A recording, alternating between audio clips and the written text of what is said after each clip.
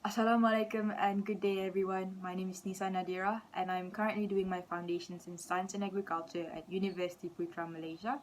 Today, I will be discussing and presenting my findings on the 6 student-centered learning of my English course. So let's begin. Due to technological development, social media is taking over the world by the second, dominating entertainment, occupations, social interaction, and certainly the healthcare department. It is reportedly that 8 in 10 internet users in the United States require personal health information online, and 74% of these individuals use social media as a platform. Furthermore, 99% of hospitals across the United States possess active social media accounts like Facebook and Twitter in order to engage and monitor their patients' well-being outside of hospital grounds. In other words, social media plays a very important role in health communication and can indeed be a very effective way of educating the public on their personal health care. Therefore, 3 main reasons on why I believe social media is an effective way of health communication is because it provides the public with a support group.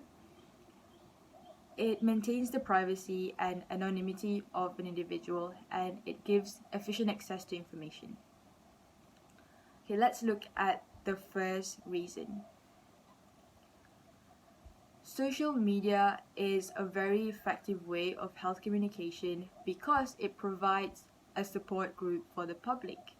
So according to Mental Health America, support groups are basically a safe community where individuals can share their struggles and developments with each other, whether they have the same illnesses or not. So although its purpose is ultimately to somehow make patients feel less lonely or even strengthen their emotional and mental health, support groups can also be a virtual community in which its members can participate in healthcare researches or even have discussions with healthcare professionals. In this way, they can obtain accurate access information and can possibly share it with new members of the association.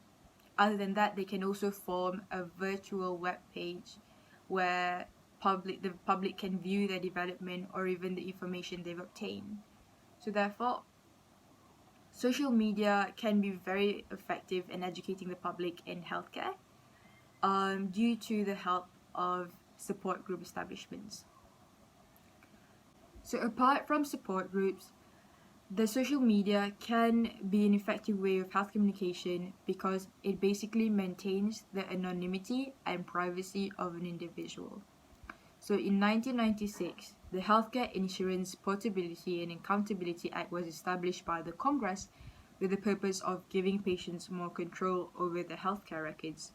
In terms of safeguarding healthcare information, guidelines of handling a patient's personal information and healthcare records was released by the HIPPA to protect the patient's confidentiality and privacy. That is to say, even with the use of social media, the public will still have the rights to obtain information on an illness or even any misconceptions of healthcare while maintaining their anonymity and without exposing their personal information.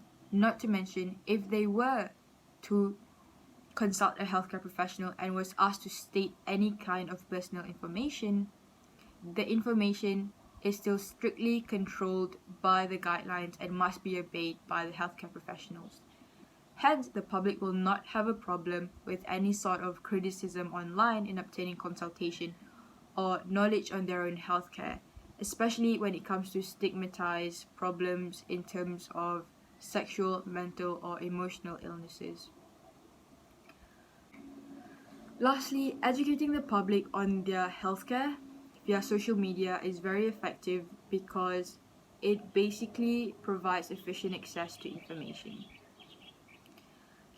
Information and updates availability through social media is usually available 24 hours a day and 7 days a week.